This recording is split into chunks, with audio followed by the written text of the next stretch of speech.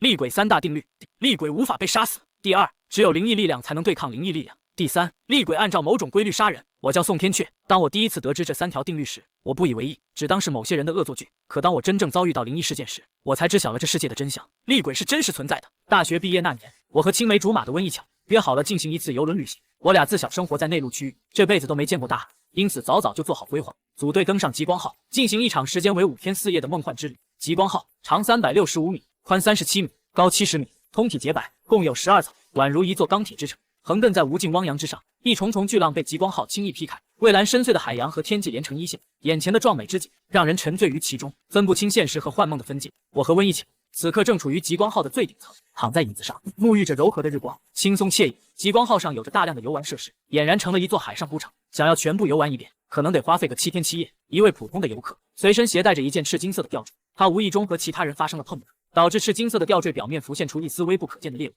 一道微小的血液从赤金色饰品中钻了出来。这一幕没有人看到，那道人形的血液融入到了极光号的船体之中，消失不见。整座游轮洋溢着欢悦、兴奋的氛围，众人都在享受着这新奇的游轮旅行体验，全然不知一场绝望至极的厉鬼事件已悄然降临。此时我和青梅竹马温一巧正处于顶层的水上乐园区域，不少游客身着泳衣，在水池中随意穿梭。我戴着墨镜，喝着冰镇可乐，半眯着眼睛。温一巧一身冰蓝色的泳衣，齐短发过耳，身段修长，肌肤白皙。最引人注目的是她的那一双长腿，比例完美，温润如玉，宛如艺术品一般，在日光的照耀下反射出莹莹微光。天阙，咱们的游玩行程规划好了吗？这些就全部交给你了。这艘极光号实在是太庞大了，如果不提前做好规划，甚至会在游轮上迷路。我侧头看向温一巧，拿到游轮手册的时候就计划的差不多。下一站，咱们去餐厅大吃一顿，餐食费用包含在船票内，90%的餐厅都是可以免费供应的，还有一小部分餐厅则是需要付费。就在我和温一巧交谈之时，异变突生，水池上方凭空出现了一只巨大的苍白人手，那苍白手掌径直抓握住了一个身材丰腴的女子，将其提至半空中。这诡异的一幕发生的太过突然了，以至于在场的所有人都大脑宕机了一拍，没法理解眼前所发生的可怕场景。那巨大的惨白人手不断用力挤压，被抓握住的女子瞬间面目狰狞，脸色涨红，仿佛会被恐怖的力量给直接捏爆一般。我震惊地摘下了墨镜，愣在原地。那一只巨大的苍白手掌完全不符合现实世界的物理法则，太过荒诞怪异了。身材丰腴的女子全身骨骼被挤压得咔嚓作响，口中艰难地发出一声惨叫：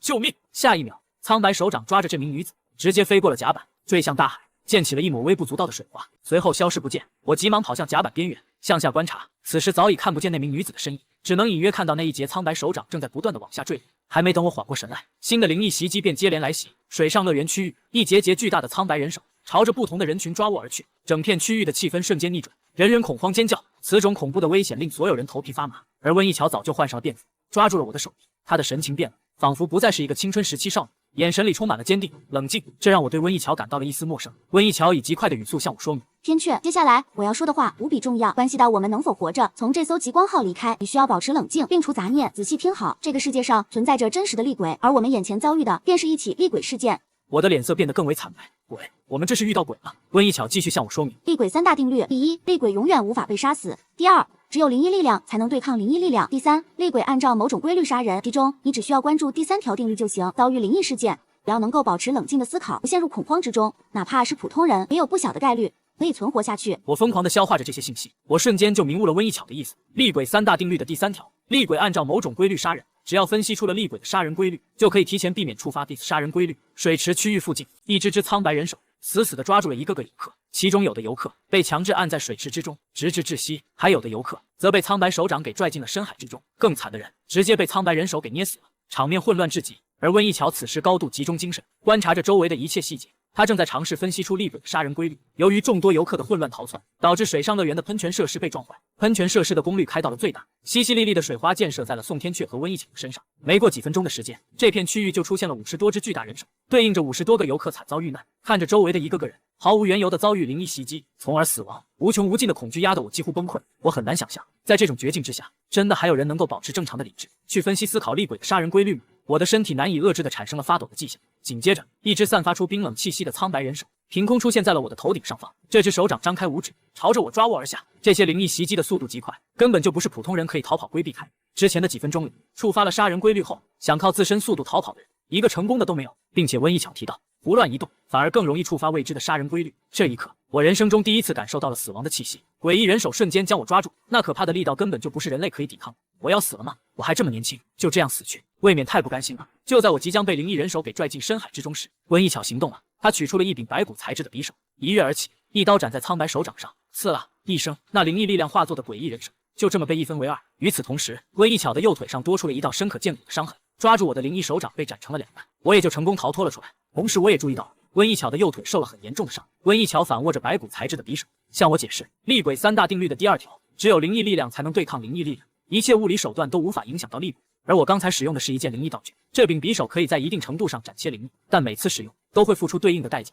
每次使用一次这把灵异匕首，使用者自身就会被反噬一次相同的斩击。我意识到，普通人要想使用灵异力量，就必须得付出对应的代价。此时，水上乐园区域中，更多的人触发了厉鬼的杀人规律，更多数量的苍白手掌凭空出现，对应着更多的游客惨死。但我注意到，只有一部分人遭遇到了灵异袭击，还有一部分人并没有触发杀人规律。只要可以分析出其中的区别，那么大概率就可以得知厉鬼杀人规律的具体内容。水上乐园的喷泉设施还在不断喷洒水花，我和温一巧的身上变得越来越湿。我才刚刚死里逃生一次，还没过多久，新的灵异袭击就再次降临了。这一次，不只是我，连温一巧也在无意中触发了厉鬼的杀人规律。两只同样巨大的惨白人手凭空出现，以相对的方向，同时朝着我和温一巧袭来。我急忙开口道：“让我来使用这灵异匕首，我还没受伤，还能够多次使用这件灵异道具。”然而温一巧却并没有将灵异匕首交给我，他此刻神情冷静，脑海中不断分析着各种细节。这件灵异道具很危险，其反噬代价具备随机性，刚才只是随机反噬到我的腿上，这已经算是不错的结果。如果被反噬到要害部位，那么使用一次这件灵异道具后，使用者就会死去。我眼睁睁看着两只恐怖的人手朝自己碾压而来，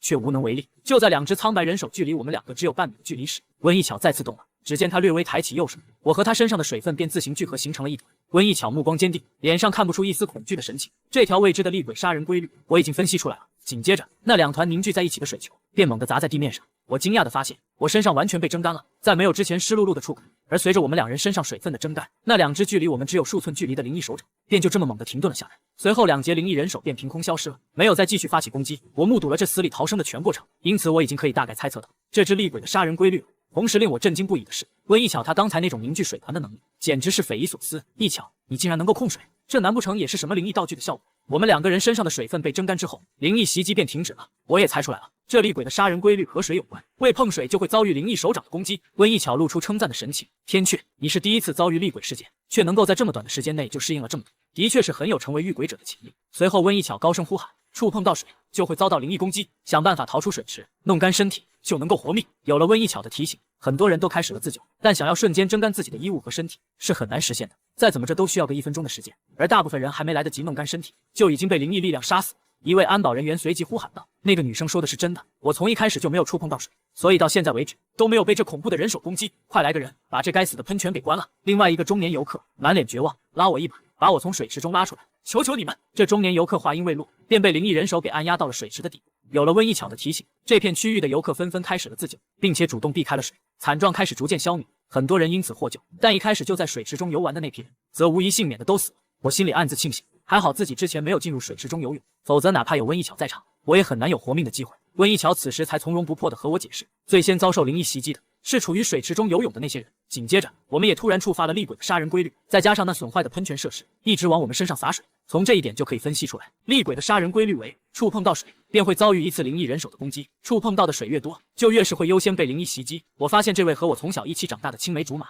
简直是深不可测，他的身上有着太多的秘密，哪怕刚刚经历了一波灵异袭击，此刻他也能够维持冷静的心境，并且水上乐园区域死了起码也有上百人，而温一巧他却对此表现得很平静，仿佛在这之前就已经见识过更惨烈的场景一般。突然，我的眼前浮现出了一道透明的界面，耳边响起了系统提示音：宿主成功度过一次灵异危机，厉鬼驾驭系统正式开启。厉鬼驾驭系统，宿主宋天阙功能：宿主每度过一次灵异危机，按照危机的凶险程度，将获得对应级别的奖励。首次开启系统，新人奖励发放中，新人奖励为一直处于沉眠状态，可被普通人驾驭的厉鬼。我发现这厉鬼驾驭系统的界面只有我自己可以看到，系统发放的新人奖励让我一阵头皮发麻。一只可以被普通人驾驭的厉鬼，根据厉鬼3大定律的第2条，只有灵异力量才能对抗灵异力量。我猜测自己驾驭了这只未知的厉鬼之后，多多少少也能够和船上的厉鬼进行一次正面交锋了。虽然系统发放了新人奖励，但我此刻并没有选择领取，毕竟此时危机已经被化解了。温一巧继续向我解释，我大概在半年前就遭遇了一起灵异事件，在那次事件中，我是为数不多存活下来的几个普通人，期间我意外驾驭了一只厉鬼的碎片，成为了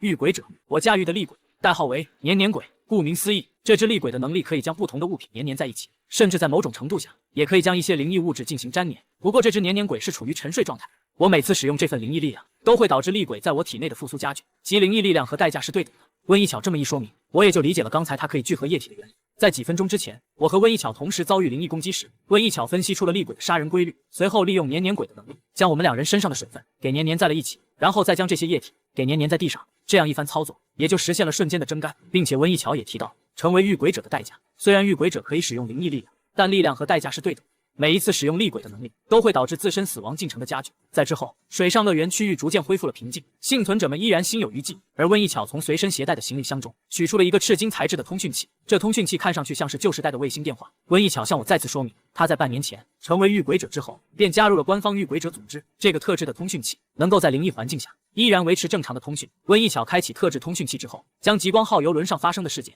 迅速说明清楚，并且申请了官方的支援。温一巧告诉我，不仅仅是在本国，全球范围内都逐渐爆发了灵异事件，并且厉鬼事件的爆发频率、危险程度呈现上升趋势。不过当前阶段，为了防止出现大规模的恐慌，各国都对灵异事件的消息进行了封锁。而大夏官方组建了自己的遇鬼者组织，组织内的成员将会负责处理一件件本国范围内的厉鬼事件。温一巧提到，加入官方组织有好处也有坏处，好处便是获得了官方的支持，能够获得极大的福利、权限，并且官方也会尽可能的延长手下遇鬼者的寿命。而对应的坏处便是，当官方的指令下达时，组织内的遇鬼者便得尽力去处理灵异事件，不能逃避；而没加入官方组织的民间遇鬼者，则不用挺身而出，可以躲着等待事件的结束。温一巧告诉我，官方派出了直升机和救生船，将会在最快时间内抵达此处。他有条不紊地做完这一切之后，便打算前往邮轮的广播室，将厉鬼的杀人规律告知给全部游客，从而减少伤亡的人数。正常情况下，只需要使用安保人员的对讲机，就可以和船长对话。但在刚才的混乱中，这片区域内的对讲机都被损坏了。准备前往广播室所在的楼层，广播室处于第7层。当电梯停到第7层，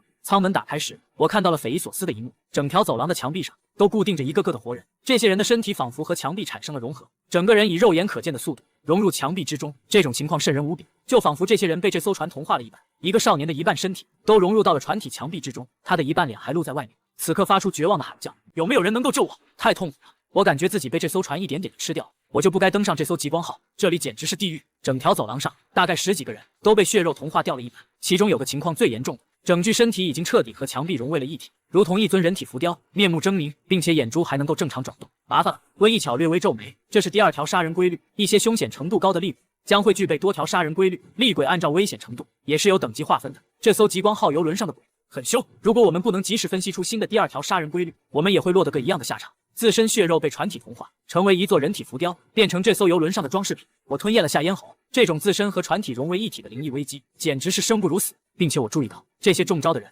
最终并没有真正死去，而是成为了船体的一部分，被同化了，眼珠还能转动，还有自身的意识，这比直接死了还可怕得多。一想到自己有可能会变成这种活死人状态，一辈子困在这艘极光号邮轮上，我就感到一阵胆寒。但我毕竟刚刚经历过一次灵异危险，并且还开启了厉鬼驾驭系统，心里多多少少还是有一些底气的，不至于像最开始那样手无缚鸡之力。我开始按照温一巧刚才的教导，主动冷静地去观察周围的环境，得保持冷静，恐惧对接下来即将发生的危险是毫无帮助的。我必须尽快成长起来。我观察到一对郎才女貌的情侣，2个人的身体有一大半都融入到了船体墙壁之中，2人哭泣相拥，最终化作了一尊无法动弹的双人浮雕。就在我尝试着学习温一巧的方式去分析杀人规律时，新的异变发生了，哗啦啦的水声从远处响起，随后一层水流迅速淹向整条走廊。虽然只是很浅的一层液体，但只要触碰到水，就会触发厉鬼的第1条杀人规律，并且水流淹没的速度极快，就仿佛是附近的水管爆裂了一般，用不了多久，一整层船舱都会被水淹满。快逃！温一巧抓着我的手，疯狂地往无水的区域逃跑。我此刻头皮发麻，因为这层船舱的漏水量太大，在我们看不到的角落，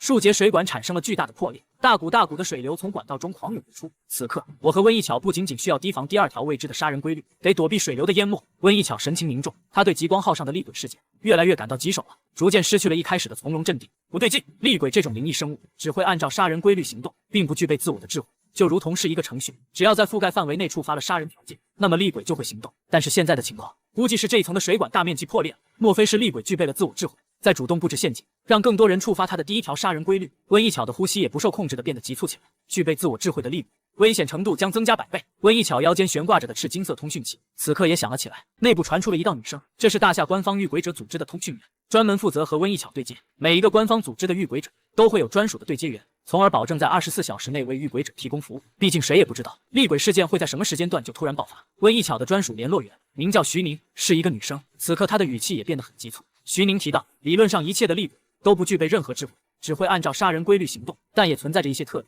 比如有的厉鬼具备成长性的能力，在成长的过程中，逐渐开启了自身的智慧思想。这种开启了自身智慧的厉鬼，凶险程度将会疯狂飙升，属于异常罕见的情况。我和温一巧发足狂奔，但突然之间，我们两人都停了下来。不是我们脱力了，而是我们的双脚逐渐和船体的地面产生了融合的迹象。我用力抬腿，却根本没法挣脱开来，就如同我脚底的血肉已经和船体的地面融合为一体了，并且这种融合的进程在不断的加剧。我和温一巧的脸色陡然巨变，我们两个都在无意中触发了厉鬼的第二条杀人规律，自身血肉和船体逐渐融合，也就无法继续逃跑了。第一级卡，如此危机之下，我哪里还会顾及成为遇鬼者的代价？副作用，反正结局都是一个死。成为遇鬼者好歹还能多活一段时间。身后是哗啦啦的水流涌动声，我立即提取了系统发放的新元奖励，一只可供我驾驭的未知厉鬼。系统新元奖励发放中，宿主已领取新元奖励，成功驾驭厉鬼。黑色鬼剑，黑色鬼剑的能力为斩中必死，切割灵异，剑气。警告：黑色鬼剑处于沉眠状态，因此可以被宿主直接完成驾驭，但每次使用厉鬼的力量都会加速厉鬼的复苏进程，最终厉鬼复苏会在第一时间杀死宿主。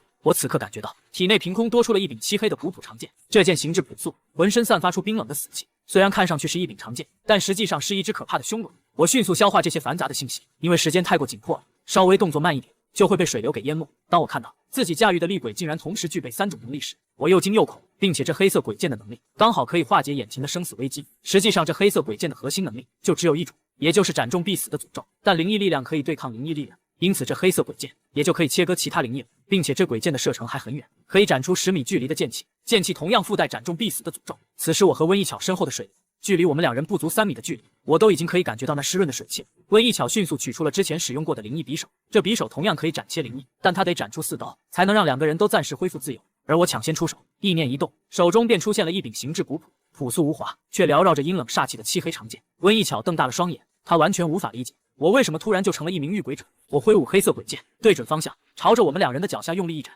一道剑气掠过，我们两人被地面融合的双脚就瞬间被切开连接了。我和温一巧也就因此恢复了自由，双脚可以自由移动。天阙，你什么时候成的遇鬼者？温一巧一边拽着我狂奔，一边困惑地说道。靠着黑色鬼剑的能力，我和温一巧逃到了更高的一层，暂时摆脱了被水流淹没的危机。我和温一巧不断喘气。温一巧虽然是遇鬼者，但其体能也只是普通人的范畴。温一巧盯着我手中的漆黑长剑，眼里满是忌惮，因为他可以感知出来，这柄鬼剑的危险程度极高，等级远远超过自己的年年鬼。我的后背被冷汗打湿，虽然暂时躲过了水流，但厉鬼的第2条杀人规律还没有搞清楚真相。我第一次使用厉鬼的力量，感觉很奇特，心里既激动又担忧。激动的是我也掌握了这种灵异力量，担忧的是随着我刚才斩出那一道剑气，手中的黑色鬼剑的复苏进程便猛地加快了一截。由于时间紧迫，我也没时间和温一巧解释太多。我和温一巧来到了更高的楼层，这片区域是我之前计划好要来大吃特吃的餐厅区，这里也是一样的惨状，一个个活人的身体镶嵌进入了船体之中，最后变成了活死人，宛如一尊尊人体浮雕，演绎众生苦相。温一巧脸色惨白，这次的厉鬼事件已经远远超出我能够应对的范畴。我虽然成为遇鬼者已经半年的时间了，但实力其实并不算强，只是处理过一些凶险程度较低的灵异事件而已。这艘极光号游轮上爆发的灵异事件，连温一巧都感到异常棘手，无法处理。我环顾四周，看着那一个个活人镶嵌在了船体结构中，这些人仿佛和这艘游轮彻底同化了一般，形成了一个共同体。我心里虽然也很惊恐，但只有分析出厉鬼的第2条杀人规律，才有机会能够活着逃离。此刻我的脑海中有一丝灵感闪过，凭借着手中的黑色鬼剑，我决定拿自己进行一次实验。我和温一巧说明了自己的想法，让他使用年年鬼的力量，将一根绳子粘在天花板上，然后他抓住绳子，悬挂在半空中，而我则原地静止站定，默默等待。一段时间后，我再次触发了厉鬼的第2条杀人规律，双脚逐渐和地面产生了融合。而同一时间，悬挂在半空中的温一巧却并没有触发杀人规律，这一鲜明的对比立刻就让我推理出了很多的信息。我顺势分析出了这第2条未知的杀人规律，长时间的接触船体结构就会导致自身血肉和船体产生融合，和船体结构接触的时间过短，则不触发这条杀人规律。一巧你此刻悬挂在半空中，没有接触到船体，因此也就安然无恙。而我从一开始就原地站定，在较长时间中，双脚和船体结构持续接触，所以我中招了。温一巧露出称赞的神情，天阙，你的适应能力比我想象中还出色，已经成长到可以独自分析出一条厉鬼的杀人规律。我再次使用了一次鬼剑，朝着双脚和地面的间隙斩出一剑，靠着鬼剑的能力，强制切割灵异，重新恢复了自由。实际上，我是靠着鬼剑的强大力量，这才能够拿自身实验，从而快速的分析出第2条杀人规律。为了以防万一，我和温一巧都拽着绳子，悬挂在半空中，又等待了一段时间。我们惊讶地发现，哪怕是没有和船体结构产生直接接触，我们的双手连同绳子都和船体产生了融合迹象。我再次使用了一次鬼剑，将这种血肉同化的迹象斩断。幸亏我谨慎了一些，多进行了一段时间的实验，否则分析出的就是不完整的杀人规律，那会导致惨烈的后果。看来不只是和船体结构产生接触，只要停留在这艘极光号内，就会逐渐的和船体产生融合现象。我得出了一个可怕的结论：这艘极光号此刻就如同一尊庞大的灵异巨兽，船舱内部就等同于它的胃部。所有停留在它胃部的人类都会逐渐被其同化。蔚蓝深邃的汪洋之上，名为极光号的豪华游轮，宛如一只匍匐在海面的庞大恶鬼，其胃部的所有人最终都会被同化，成为厉鬼的一部分。如今这只厉鬼的2条杀人规律都搞清楚，但哪怕是知道了杀人规律，也没法保障自身安全了。因为船舱内会持续不断的漏水，并且活人在游轮内待的时间达到某个量，自身血肉就会被船体同化，因此还留在这艘游轮上，就是在等死。此时留给我和温一巧的唯一一条活路，那便是乘坐游轮上的逃生船，尽可能的远离这艘游轮。这时，餐厅区域的角落处，一个对讲机响了起来，里面传出的是船长的声音。这个对讲机原本是一名安保人员随身佩戴，不过现在这名安保人员已经化作了一座人体浮雕，嵌入了墙壁之中。对讲机中，船长的声音响起：“我是极光号的船长，此刻船上发生了未知的恐怖事件，请还具备行动力的游客立即前往顶层的逃生点。我们将在此处下放大量的逃生船，还活着的工作人员也尽快赶到逃生点汇合。下放逃生船也需要人手配合。”我拿起对讲机，尝试和船长沟通：“船长，这艘极光号上爆发的是灵异事件，下面是2条厉鬼的杀人规律。触水就会遭遇苍白人手的攻击。第二，长时间的停留在船舱内，自身血肉便会和船体产生融合现象。”船长随即通过对讲机回复道：“明白了，我这就通过广播将这2条规则传遍整艘游轮，你们2个也尽快赶到逃生点吧。”我原本还以为需要花一些口舌才能让船长理解灵异事件，但没想到船长第一时间就选择了相信我。紧接着，船长的声音继续从对讲机中响起：“我所在的操控室可以看到各层的监控画面，其中第1层至第5层已经彻底被水淹没，并非是船体出现了破损导致海水灌入，而是船舱内的水管大面积破裂所导致的漏水。除此之外，和你们说的一样，很多层的游客身体都诡异的和船体融合在了一起。”船长虽然也是普通人，内心恐慌不已，但他是船长，肩上担着责任，因此他强制自身保持镇定，尽可能的救出更多的人。除此之外，我还从监控画面中看到了一具你们口中的鬼，那是一道血色的人影，根本看不清全身的具体细节。他现在正在第8层，似人类一般缓慢的行走。最可怕的是，船长的嗓音都难以遏制的发抖起来。最可怕、最无法理解的是，那些被船体同化、镶嵌在墙壁、地面中的游客，他们的身上竟然飞出了一丝丝肉眼可见的生命能量。这些生命能量最终汇聚到了血色人影身上。我从监控画面上观察到，这血色人影似乎在吞噬这些生命能量。船长室内握着对讲机的船长死死地盯着其中一块监控屏幕，那屏幕中呈现出便是血色人影画面。突然，血色人影停了下来，缓缓抬起头，虽然看不清他的面部，但船长却瞪大了眼睛，因为这血色人影似乎发现了监控的存在，正在抬头看着监控摄像头。船长被吓得一哆嗦，手中的对讲机都摔在了地面上。有了船长提供的情报，温一巧的猜测也就得到了验证，那便是这血色人影具备成长性能力，可以从被船体同化的活人身上持续的吸收生命能量，从而强化自身。温一巧震惊不已，因为这种具备成长性的厉鬼实在是太可怕了，不知道其成长的上限在何种程度。温一巧认为，那厉鬼不仅仅是吸收了活人的生命能量，还顺势吸取了一小部分活人的记忆片段，因为记忆是构成思想、智慧的重要基础。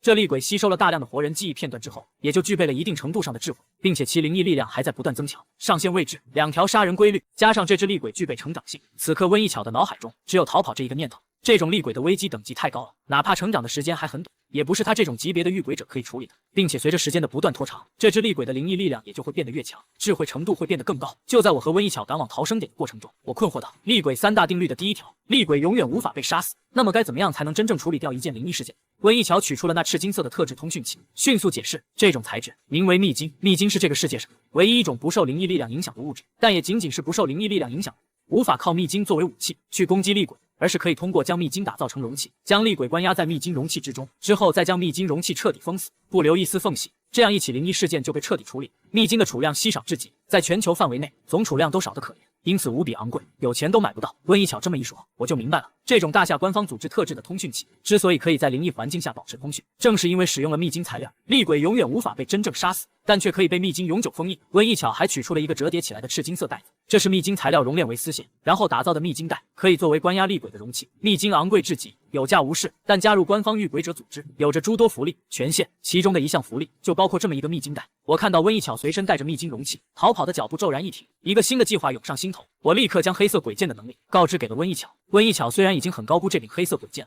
但还是没想到这鬼剑竟然具备剑气加斩中必死的能力。我询问温一巧，如果使用黑色鬼剑在10米范围内斩中血色人影，那么会产生什么结果？温一巧告诉我，血色人影会被鬼剑给斩成碎块，但厉鬼是永远无法被杀死，只是暂时被另外一股灵异力量给肢解了。一段时间之后就会自行聚合，恢复原状。但在厉鬼被肢解的这段时间，厉鬼将陷入宕机状态，陷入死寂。这种情况下，就可以直接将被肢解的厉鬼碎块给装进秘金袋中，从而彻底关押这只厉鬼。此时温一桥也明白了我的想法，我不打算逃跑，因为血色人影具备了自我智慧，怎么可能眼睁睁看着活人从极光号上逃走？这个逃生过程中肯定会被血色人影袭击。我打算直面这血色人影，依靠手中的鬼剑将其肢解，然后关押进秘金袋中。这样一来，不仅仅可以实现自救，还能够救下极光号上的大量游客。逃跑的存活概率很低，反而是直面厉鬼进行灵异对抗，存活的概率会更高。而此时，船长和还能正常行动的工作人员、游客都跑到了逃生点。工作人员急忙放下安全绳，将一艘艘逃生船给下放到海面上。作为豪华游轮的配置，极光号的可承载人数为5000多人，配备的逃生船容量也可以满足全部人员使用。呼声、骂声、催促声在逃生点杂糅在一起，而我和温一巧则调转方向，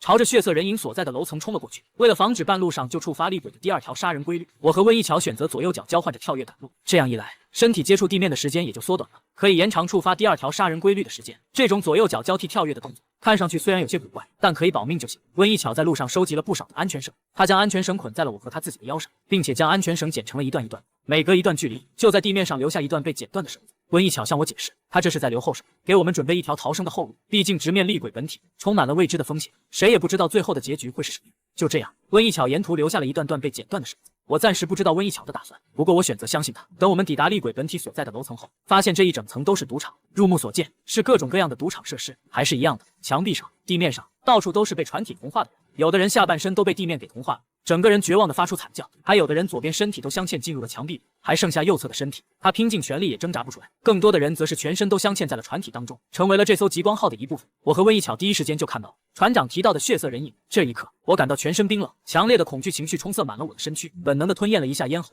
这可是一只真正的鬼，如今就在我的前方不远处。那血色人影整体呈现出人类的轮廓，但具体细节一片模糊，看不清面孔和身躯的细节，并且这血色人影看上去显得很朦胧模糊，宛如一道幽影。以血色人影为中心，周围的那些被船体同化的人，身体中都飞出了一丝丝红色的生命能量，这些生命能量全部汇聚到了厉鬼的身上，这使得血色人影那原本模糊的身躯变得不断凝实起来，其散发出的灵异气息也越来越恐怖。瘆人。在我的预想中，这次的计划其实没有很复杂的部分，就是直接冲上去，趁着厉鬼不知道鬼剑的能力，靠近10米的范围内，然后一剑劈出，将这厉鬼当场肢解。但真正实操起来，真正直面这厉鬼本体时，我才发现身体有些不受控制，我的身体在止不住的发抖，呼吸变得急促，名为恐惧的强烈情绪不断膨胀，让我的思绪都变得滞涩起来。我甚至有就这么转头逃跑的冲动。温一巧在一旁激励我，反正最坏的结局就是一个死，那还有什么可怕的？害怕就不用死了。我的眼神迅速恢复坚定，伸头是一刀，缩头也是一刀，就算是拼着黑色鬼剑复苏，我也要关押这厉鬼。此刻我猛地一咬牙，恶向胆边生，愤怒是冲散恐惧的最好良药。我手持漆黑鬼剑，大步向前冲去，温一巧则跟在我身侧。那血色人影依然在吸收活人的生命能量，并没有做出多余的动作。我迅速靠近厉鬼的10米以内，用尽全力斩出一剑，一道漆黑的煞气剑光飞出，将血色人影给对半劈开。我担心出现意外，紧跟着补了2剑，总共是使用了3次鬼剑。手中的黑色鬼剑仿佛要彻底苏醒了一般，但是我现在管不了这么多。血色人影被我斩成了一地的碎块，厉鬼永远无法被真正杀死，但灵异力量可以对抗灵异力量，用更强的灵异力量去攻击厉鬼，那么厉鬼就会被肢解、被压制。在这种状态下，厉鬼也就失去了行动力。在连续斩出3剑之后，我感觉手中的黑色鬼剑快要不受控制。这鬼剑复苏之后的第一件事，就是先把我给杀了。一侧是温一巧迅速取出秘金袋，干净利落的将地面上的厉鬼碎块给装进了秘金袋中。最后，他将秘金袋的口子给封死，弥漫在整艘极光号上的灵异波动就瞬间消散一空了。我甚至都还没有回过神来，就看到温一巧完成了对厉鬼碎块的收入。这一切简直是太顺利，整个过程中毫无波折，顺利的让我感到不可思议。我大口的喘着粗气，跌坐在地面上。结束了，终于结束了。这血色人影还没来得及对付我们，就被我给肢解了。他虽然开始具备自我智慧，但成长的时间太短，智慧有限，并且不知道我鬼剑的能力。这么一想，如此顺利的就完成了关押，也就变得合理了起来。我地老天爷，终于不用死了。温一巧提着秘金袋，他感觉秘金袋里装的跟空气似的，毫无重量，但游轮上的杀人规律已经停止了，灵异气息也消散一空，一切迹象都在表明这起高危级别的灵异事件已经被处理掉了。温一巧的表情也有些异样，他也感觉太过顺了，顺利的有些不可思议了，但具体哪里有异样，他暂时也说不上来，就是内心依然有着强烈的不安。随着血色人影被秘金袋关押，这些正在被船体融合、同化的人，这种同化迹象也就停止了。但他们的情况并没有还原，只是同化迹象暂停，但已经被同化的身体根本就没法恢复，就算是能够活下来，身体也会出现对应部分的残缺。温一巧的特制通讯器中也传出了一阵阵欢呼声，显然徐宁身边还有其他的一群文职人员。专属联络员徐宁欣喜道：“这次厉鬼事件档案代号为鬼游轮事件。虽然鬼游轮的出使危险程度不高，但这厉鬼是罕见的，具备成长性的鬼。初始阶段可能只有 C 级，但不断的成长下去，甚至可能达到 A 级的危险等级，并且这种可以具备自我智慧的力，那更是恐怖至极。温一巧、宋天阙，你们这次立下大功了，你们将获得官方发放的丰厚奖励。灵异圈子里将灵异事件按照危险等级分为 F 级、E 级、D 级、C 级、B 级、乙级以及最高的 S 级，其中 F 级的灵异事件可能只会波及3、4个人，影响很轻微，而 A 级的灵异事件在初始阶段就可以波及一整座城市，发展到后期甚至可以毁灭数座大型城市。而最高的 S 级灵异事件又被称为无解事件。所谓的无解事件，也就是字面意义上的根本就无法处理。关押 S 级灵异事件一旦爆发，完全可以覆灭一个国家，甚至波及到全球。我此刻得知了厉鬼事件的等级划分之后，心里就有了一个大概的概念，自己这次确实是立了大功，成为大夏官方组织的遇鬼者，有利有弊，能够获得超高的福利权限，并且每次处理灵异事件后，都会按照具体的贡献发放对应的奖励，包括有巨额的奖金、秘金、灵异道具、减缓厉鬼复苏的道具、驾驭厉鬼的秘籍。当确认危机彻底结束时，我脑子里什么都不想去思考了，什么话也不想说，只想默默地缓几分钟。温一巧的目光看向我手中的黑色鬼剑，他推测这鬼剑的危险等级也高得离谱。如果黑色鬼剑彻底复苏，那么很可能将会是一场1级的灵异事件，因为黑色鬼剑的能力强得离谱。肢解这次的厉鬼毫无压力，实际上斩出一剑就足够了。我拼死换回的平静还没能持续几分钟，下一秒我和温一巧几乎崩溃了，因为就在我们的不远处，一道新的血色人影凭空出现，它自动吸收着周围活人浮雕的生命能量，执行着和之前一样的行为。我和温一巧刚才的拼命关押，仿佛只是一场幻梦，根本就不是现实。怎么可能？我瞪大了眼睛，满脸诧异与绝望。我们刚才不是已经完成了关押吗？我亲眼看着厉鬼碎块被装进秘金袋里。温一巧也瞬间脸色惨白，他连忙检查秘金袋，发现完好无损，不存在破漏的情况。厉鬼的2条杀人规律再次降临，那一股冰冷的灵异气息再次朝着四面八方扩散出去。这艘豪华大型游轮再次变成了一尊匍匐在海面上的庞大恶鬼。而现在，我几乎没法再使用黑色鬼剑了，再使用这份灵异力量，就会导致厉鬼复苏了。温一巧比我掌握更多的灵异圈子的知识，他毕竟也算是个资深的遇鬼者，因此迅速分析出了真相。我们被这厉鬼给耍了，刚刚我们关押的根本就不是厉鬼的本体，而只是一道分身。这厉鬼开启了自身的智慧，并且智慧程度很高，他竟然会自行凝聚灵异力量，聚合形成一道人影，也就变成了一个分身，从而误导了我，并且也在暗中观察，得知了我们的能力情报。这厉鬼的智慧程度比我们预估中的要高得多，他竟然在和我们斗智。完了，这次彻底完了。鬼游轮已经得知了黑色鬼剑的能力，并且也知道了秘金袋的效果，之后他肯定会防范这2样东西。亲身经历过一次之后，我算是知道为什么温一巧和徐宁会说同等级下具备自我智慧的厉鬼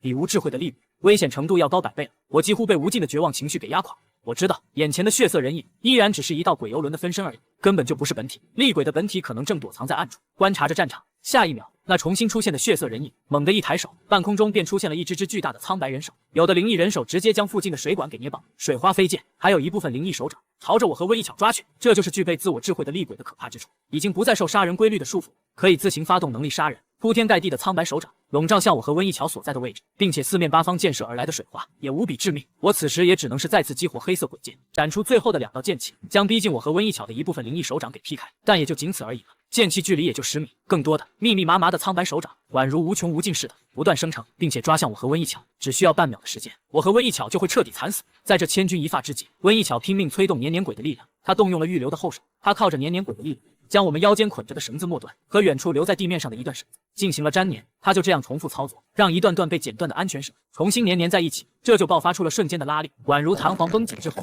猛地弹开一般。我和温一巧便被这股力量给拽着飞似的原路逃了出去，这就是温一巧准备的逃生退路。我被安全绳拽得几乎飞了起来，耳边是猛烈的风声，将那密密麻麻的苍白手掌给甩在了身后。我现在才搞懂了，温一巧提前预留的后手是这样的用法，但是温一巧如此高强度的使用黏黏鬼的力量，下场也会很惨，会加剧体内厉鬼的复苏。就这样，一段段提前被温一巧放置在沿途上的断绳，在极短的时间内被重新粘连。靠着这一手预留的退路，我和温一巧成功逃了出来，远离了血色人影之后，我们发足狂奔。此刻我内心再没有半点和血色人影对抗的念头，这新出现的血色人影肯定还是一具分身而已，厉鬼的本体根本就不会出现。我们能做的便是只有逃跑这一个选项。我和温一巧朝着逃生点狂奔，但我的内心很是不安，因为血色人影的智慧程度太高了，他怎么可能眼睁睁看着这么多的活人逃跑？最后又能够有多少人可以成功逃离极光号？一切都是未知数。此时的温一巧，一只眼睛的上下眼皮彻底粘在了一起，没有半点缝隙。不只是如此，他的一只耳朵、一侧鼻孔、一部分嘴唇也是一样的诡异情况，血肉产生黏现象，这让温一巧原本清冷精致的面容变得扭曲瘆人起来。这属于是厉鬼复苏的前兆。刚才温一巧大量使用黏鬼的力量，导致厉鬼复苏加剧了。当黏鬼彻底复苏时，温一巧的全部呼吸孔都会被彻底粘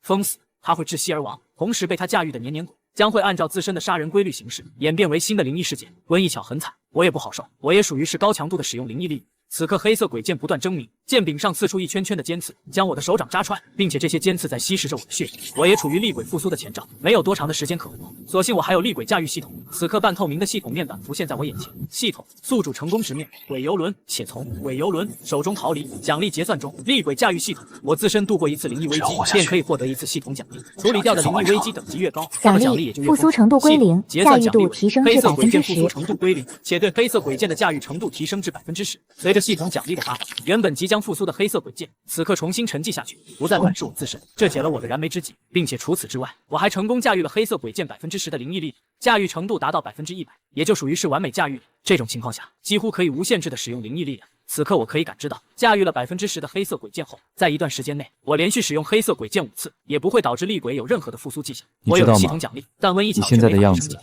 哪怕不使用灵异力量，几天后也会死于厉鬼。不过，遇鬼者本身就属于是短命者，驾驭厉鬼就是在刀尖上起舞，力量和代价是对等的。而专属联络员徐宁也建立了完整的厉鬼档案，档案代号鬼游轮事件，危险等级具备成长性，初始状态为 C 级，疑似可成长为 A 级。杀人规律1，触水便会遭受到灵异人手的攻击。杀人规律2，长时间接触船体结构，人体就会逐渐被船体同化，最终成为极光号游轮的一部分。注：鬼游轮的成长性能力可使其开启自身智慧，具备智慧的厉鬼，危险等级将增加10倍、100倍。在我和温一巧的探索下，一份详细的鬼游轮档案便成功建立起来。单单是这一份档案情报，就堪称是无价之宝，可以在官方遇鬼者组织那里兑换大量的奖励。很快，我和温一巧成功赶到了逃生点，这里有着大量的人群，一眼看去足有上千人，其中包括工作人员、游客。一艘艘逃生船被安全绳悬挂着，下放到了海面上，人群嘈杂拥挤。船长站在最高处，指挥着逃生的人群，小孩和女人优先上逃生船，别挤，都给我排队。逃生船数量足够，可以承载全部人员。游客先登逃生船，等游客都上船之后，我们工作人员再登船。有人骂道：“这艘游轮上有鬼啊！我还排队，排你个头！等我回去后，必定联名起诉你们这家公司，你们就等着赔钱吧。”船长和一群工作人员勉强维持着现场那脆弱至极的秩序。实际上，整个逃生点异常混乱，人挤人，互相推搡，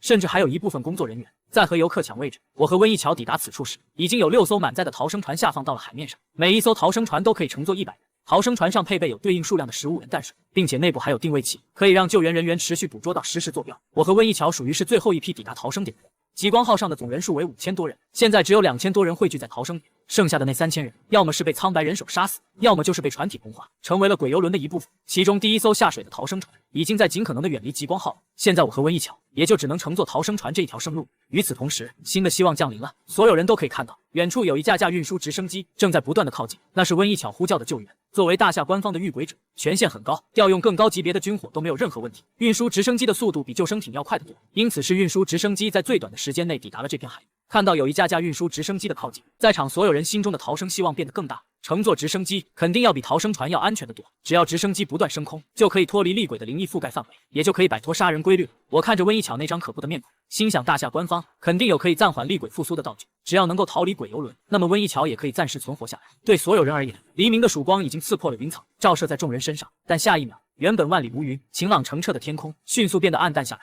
天色巨变，狂风大作，海浪一重重的拍击在极光号上，一片散发出浓郁死气的巨大云层，以肉眼可见的速度从远处笼罩向极光号的上空。那云层整体呈现出诡异的青黑色泽，云层中竟然有大量的尸体在沉浮，同时鬼云的下方还刮起了恐怖的龙卷风。温一巧的瞳孔猛地收缩，绝望压抑之情挤满了他的眼眸。第二只厉鬼，那片青黑色的云层是第二只鬼，本身鬼游轮就是很恐怖的鬼，具备成长性，其灵异力量每分每秒都在变得更强，并且开启了自身的智慧。现在还出现了第二只未知的厉鬼，这简直是绝望至极，根本毫无活路。我脸色惨白的抬头看向高空中的青黑鬼云，云层中竟然有成千上万的人类尸体在其中游弋，一股强横至极的灵异气息瞬间碾压在所有人的身上。开什么玩笑，这也太倒霉了吧，完全是十死无生的局面。鬼云带来了可怕的龙卷风，这巨大的风势掀起了骇人的海啸。原本那6艘已经下放成功的橘色逃生船，此刻在层叠起伏的海浪中上下抛飞，逃生船上的人发出临死前的哀嚎惨叫，随后这些哀嚎惨叫全部被10几米高的巨浪给打沉了，再无半点嘈杂的叫声。我清晰的看到坐在橘色逃生船上的人身上都穿着救生衣，这些人落水之后其实还能够勉强漂浮一段时间，但一触碰到水也就触发了鬼游轮的第一条杀人规律，一只只苍白人手凭空生成，将这些落水的人全部按死。鬼游轮每分每秒都在吸收活人的生命能量，灵异力量不断增强，因此它的影响范围已经扩张了很远的距离，哪怕是不在极光号上，第一条杀人规律的覆盖范围也可以生效。紧接着是狂暴的龙卷风，让大量的运输直升机无法靠近，如果这些运输直升机贸然靠近的话，会直接失控，有坠毁的风险，甚至会被强风刮得在半空中瞬间解体。最后，汹涌澎湃的巨浪让极光号也变得上下颠簸起来。处于逃生点上的人，有几个甚至被甩飞了出去，坠落到大海之中。我死死地抓住附近的扶手，牙齿都快咬碎了，实在是太窒息了。2只高危级的厉鬼同时降临，意味着2只厉鬼的杀人规律会交织叠加在一起，危险程度再次疯狂攀升。现在逃离鬼游轮的生路被鬼云给截断，剩下的人只能强制待在鬼游轮上。现场爆发出了大量的惨叫、呼喊，但都被狂暴的风声给压了下去。待在鬼游轮的时间一长，就会触发鬼游轮的第2条杀人规律，左右都是个死。并且此时此刻，鬼游轮还在不断的吸收活人的生命能量，不断强化自身的灵异力量以及智慧程度。我不甘心就这么死去，强制自己冷静下来，尝试分析鬼云的杀人规律，探索出一条全新的生路。鬼云带来的龙卷风，风势越来越大，有几十个人没能抓住附近的扶手，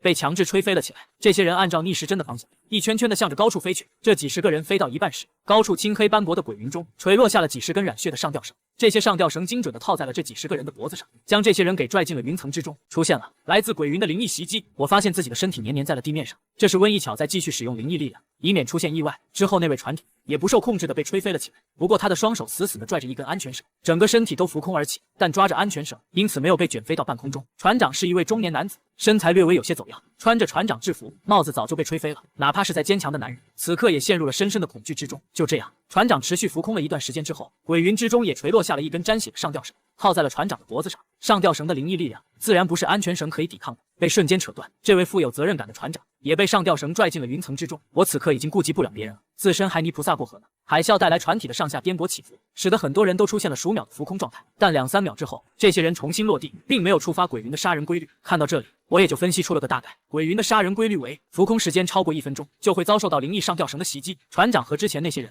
浮空时间都超过了1分钟，因此被染血的上吊绳给拽进了鬼云之中。而因为海浪起伏，船体颠簸，导致自身出现数秒浮空状态的人，并没有触发鬼云的杀人规律，这也就说明了这种浮空诅咒有着1分钟的触发条件。然而，就算我分析出了鬼云的杀人规律，也没太大的用处，因为龙卷风的风力实在是太强了，想不浮空都难。这鬼云自带狂风，杀人规律还是浮空超过1分钟便会发起灵异攻击。之后又有上千人陆陆续续被卷上半空，上千条沾血的上吊绳套在了这些人的脖子上，将他们都给拽进了云层之中。这场面实在是令人灵魂战栗，太过怪异瘆人了。悬浮在高空中的青黑鬼云，宛如一片尸海。超过上万具人类尸体在其中沉浮游弋，在这之前，这鬼云就已经杀死超过1万个人类了。我高声呼喊，指挥剩下的人逃进船舱内部，只要进入了船舱内部，也就不会被狂风吹拂，强制浮空了，这样可以勉强多苟活几分钟。众人顶着越来越猛烈的风暴，一点点往船舱内移动，而温一巧则使用黏鬼的力量，让我们2个的双脚可以黏在地面上，迎着狂风躲进船舱内。更多的灵异上吊绳垂落而下，这次这些上吊绳距离我很近，我激活黑色鬼剑，斩出3剑，将一根根上吊绳给斩断，救下了一批人。最后就剩下500多个人，成功逃回了船舱内，不再受灵异龙卷风的影响。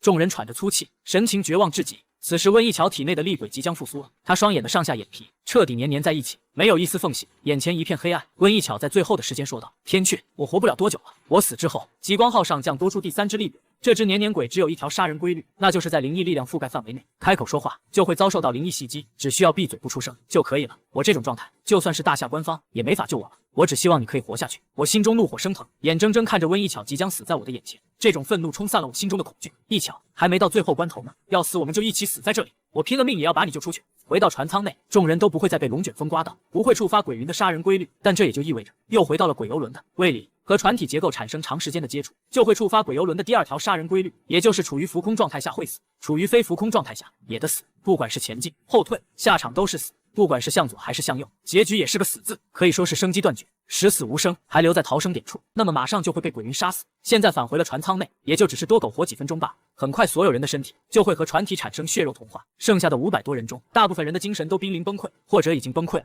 我所在的这个位置有着窗户，可以看到外界的情况。我看向窗户之外，可以观察到那一片青黑斑驳的鬼云。这鬼云简直就是上万人类尸体的聚合体，散发出恐怖的灵异威压，灵异力量比鬼游轮还强得多，并且我猜测这鬼云很可能和鬼游轮一样，都具备成长性。鬼云将活人给拽入云层内部，聚合形成了一片浮空的尸海，聚合的活人数量越多，其灵异力量也就越强。鬼游轮也有相似的能力，鬼游轮上同化的活人越多，其灵异力量也就跟着越强。就在众人以为可以稍微喘息个几十秒时，一道道染血的上吊绳竟然穿透了游轮的天花板，朝着人群延伸而下。我还没反应过来，便被一根上吊绳给套住了脖子，下一秒就被拽了起来。同一时间里，其他50多个人也是一样的惨状。我满脸震惊，因为我并没有处于浮空状态，却还是遭受到了鬼云的灵异袭击。这说明鬼云也有着第2条杀人规律。我刚才在无意中触发了鬼云的第2条杀人规律，我几乎被勒得窒息，双脚离地。当我看到失去视线的温一巧，并没有触发杀人规律。我在这短暂的时间内陷入了思考，为什么就只有我们这几十个人触发了第二条杀人规律，其他人却没事？找出其中的区别，也就可以分析出鬼云的第二条杀人规律了。到了这个阶段，我经历过了数次灵异危机的磨砺，早就不是最初时的懵懂状态。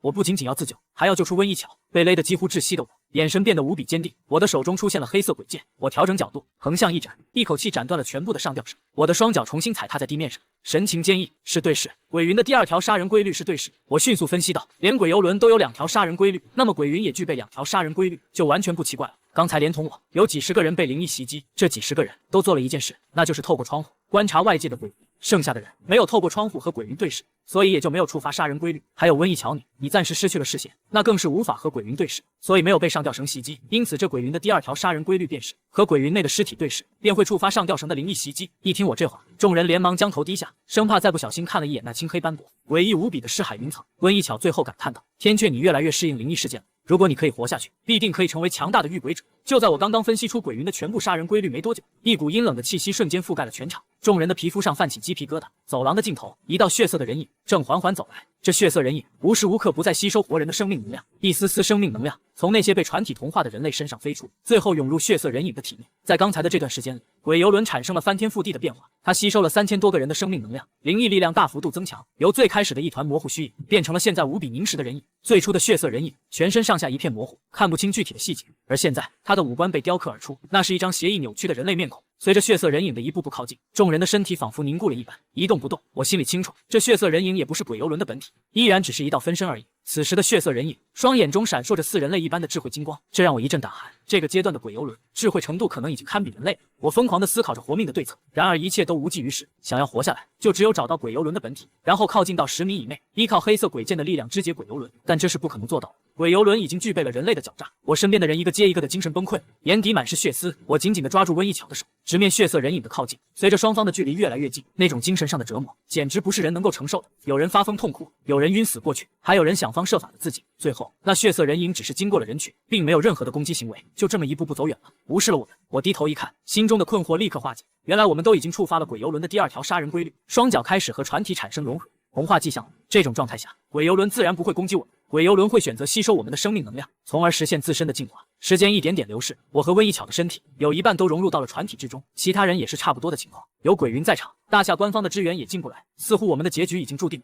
只剩下了最后的一小段时间。但我还是不甘心，大脑一刻也没有停止运转。厉鬼3大定律，厉鬼3大定律，我不断的呢喃自语。到最后，我和温一巧的全部躯干都融入了船体之中，只剩下了一个脑袋还在外面。我看了看温一巧，紧接着又看向窗外的鬼云，脑海中有刹那的灵光乍现。厉鬼3大定律的第2条，只有灵异力量才能对抗灵异力量。有了！我立刻急声高呼：所有人不想死的就听我指挥，全部都给我看向窗外的鬼云，给我死死的盯着！有人情绪崩溃道：你还在挣扎吗？根本没用的，这里简直就是地狱。也有人怀疑道：你自己分析出的鬼云的第2条杀人规律，现在又叫我们去触发。我怒骂道：反正都是死，都给我看向窗外的鬼云！众人的情况也是一样的凄惨瘆人，大半身体融化进入了船体之中，还剩下一排排的脑袋。这群人听从了我的指挥，将视线投射向窗外的鬼云，和云层中的尸体产生了对视，这也就触发了鬼云的第2条杀人规律。数百条染血的上吊绳从云层中垂落而下，这种灵异攻击可以穿透墙壁，直接套在我和其他人的脖子上。这一刻，荒诞怪异的一幕出现了，我和其他数百人的躯干都融入到了船体之中，只剩一个脑袋还没有被鬼游轮同化。同时，数百条上吊绳从高空之中垂落，套在了我们的脖子上，然后用力拽起。紧接着，我们的头颅并没有被上吊绳扯断，而是形成了一种诡异的僵局。我们的身体正在被鬼游轮同化，而鬼云的上吊绳却在用力将我们的身体给拽到半空中。众人都懵了，因为他们发现自己的身体没有再继续被船体同化，这种血肉融合的迹象竟然奇迹般的停止了。一个中年男人出声道：这究竟是怎么一回事？难道这么做真的能够多存活一段时间？温一巧神情动容，他大概猜到了我的计策。我目光坚定道：鬼游轮的第2条杀人规律会将长时间接触船体的人给融入到船体结构之中，就像是船体在吃人一般。而鬼云的第2条杀人规律则是将触发者的完整身体给拽上云层。这2只厉鬼的杀人规律产生了冲突，一个是想吞噬同化我们的身体，另外一个则想拽起我们的身体，互相之间产生了矛盾、对抗、冲突。只有灵异力量才能对抗灵异力量，我单靠黑色鬼剑的力量根本无法对抗鬼云和鬼游轮，但我为何不借助2只厉鬼的杀人规律，让双方互相对抗呢？我在最后关头想出了惊艳至极的对策。温一巧开口道：天阙，你这简直是天才之举，利用2只厉鬼的杀人规律，使得2只厉鬼的灵异力量相互对抗，但最后的结果如何就无法推测了。紧接着，那一条条染血的上吊绳不断发力，加大灵异力量的输出，竟然一点点将我们的身躯从船体之中给强行拽出来了一些。虽然只是拽出来了一点点，但这毫无疑问就是新生的希望啊！鬼云和鬼游轮都在抢夺我们的血肉之躯，两股可怕的灵异力量互相角逐、对抗、冲突。这个僵持的过程持续了接近半个小时。对抗的结果是，鬼云的灵异力量占据上风，我们的身体就这么一点点，跟拔萝卜似的，从船体之中给拔了出来。一个气质华贵的女人，目光暗淡，可这也只是让我们多活了几分钟罢了。最后还不是会被鬼云杀死。我此刻已经恢复了冷静。根据我的分析，鬼游轮的本体早就和这艘极光号融合了，因此极光号游轮就是鬼的本体，就是一只几百米长的厉鬼。而船舱内就相当于他的肚子，我们都是在被鬼游轮消化、同化。这样一来，我们被鬼游轮同化了，那么鬼云的上吊绳拖拽我们的身体，就等同于在拖拽鬼游轮的本体。只要可以锁定鬼游轮的本体，那么就可以从根源上关押这只厉鬼。我话音未落，我们数百人的身体就被上吊绳给强制拽了出来，穿透了船舱的天花板，被拖拽向高空。与此同时，一同被拽起的还有一道血影。我此刻激动亢奋至极，因为我知道那就是鬼游轮的本体。我心中再次浮现出了那一道公式：我被鬼游轮同化了，我和鬼游轮就等同于一个整体。那么鬼云的上吊绳将我拽起，就等于将鬼游轮的本体拽起。这个阶段的鬼游轮只是成长到了 B 级的等级，而鬼云已经是 A 级的危险程度，因此灵异力量上的交锋属于是鬼云胜过了鬼游轮。此刻我手握黑色鬼剑，连续激活鬼剑的灵异力量，劈出一道道剑气，将一同被上吊绳拽上半空的鬼游轮本体给斩成了碎块。这道血影就是鬼游轮的本体，而不再是之前的那种分身了。我成功肢解鬼游轮的本体之后，这些厉鬼碎块便掉落在了极光号的甲板上。紧接着，我抱住温一巧，再次高强度激活鬼剑，将众人头顶上的上吊绳给全部斩断。众人都跌落在了甲板上。我一落地，便立刻取出原本属于温一巧的秘金袋，冲向鬼游轮的碎块处，然后用最快的速度将这被肢解的厉鬼给装进了秘金袋中。做完这一切，我紧绷的心神终于是稍微放松了一些。然后我马不停蹄，带着温一巧和众人躲进了极光号的船舱之中。我激动地对温一巧说道：“我成功关押鬼游轮了，来自鬼游轮的灵异力量已经彻底消失。”温一巧眼前一片黑暗，他即将窒息而死。年年鬼复苏之后，他全身呼吸孔都会年年封死。他最后说道：“了不起，天阙，你利用鬼云的力量锁定了鬼游轮的本体，这属于是以鬼治鬼。可惜我就要死去了，你替我好好活下去吧。随着鬼游轮被真正关押，那么我和剩余的幸存者就只需要规避鬼云的杀人规律就行了，也就是不处于浮空状态，不和鬼云内的尸体对视。这两条杀人规律已经被我探明了。之后，随着极光号游轮的加速前行，逐渐脱离了鬼云的笼罩范围。这一场绝望窒息的灵异事件，终于是落下了帷幕。我可没办法关押鬼云，只要能够关押鬼游轮，就足够存活下来了。最后，厉鬼驾驭系统的界面弹出，系统宿主成功关押 B 级厉鬼，鬼游轮成功逃离吉厉鬼云攻击，最终奖励结算中，结算奖励为黑色鬼剑驾驭进度正40%，压制厉鬼复苏的药剂加1。我眼中金光一闪，立刻取出这系统奖励的能够压制厉鬼复苏的药剂，然后使用在温一巧身上。即将窒息而亡的温一巧惊奇地发现自己体内即将苏醒的年年鬼，此刻重新陷入了沉寂。温一巧恢复了正常，我们相拥在一起。在这之前，我对黑色鬼剑的驾驭进度就已经是10%了，现在再挣40%，最终的驾驭进度便是50%，也就是我驾驭了这黑色鬼剑一半的灵异力量。在这种情况下，我可以在一段时间内连续几十次激活黑色鬼剑，也不会产生丝毫厉鬼复苏的迹象。但超过了这个限度，也还是很危险，厉鬼会逐渐在我的体内复苏。极光号穿过了鬼云的覆盖范围之后，大夏官方的救援直升机、救生艇也就都靠近了过来。原本极光号上的人数超过了5000人，最后的幸存者则只有300多人。最后，我和温一巧回到了地堡，我也加入了大夏官方组建的御鬼者组织。我将被关押的鬼游轮上交之后，获得了大夏官方的奖励，其中包括50公斤的秘金、5000万现金、一件可供我自由挑选的灵异道具。最后是关于御鬼者如何驾驭第2只厉鬼的秘籍。我叫宋天阙，经历了鬼游轮事件后，我正式开启了自己的御鬼者生涯。我没有当救世主的恢宏志向，只想守护我身边的亲人朋友。覆盖全球的灵异末世逐渐拉开了序幕，一只 S 级的无解厉鬼即将降临现实，而我的御鬼之路也才刚刚启程。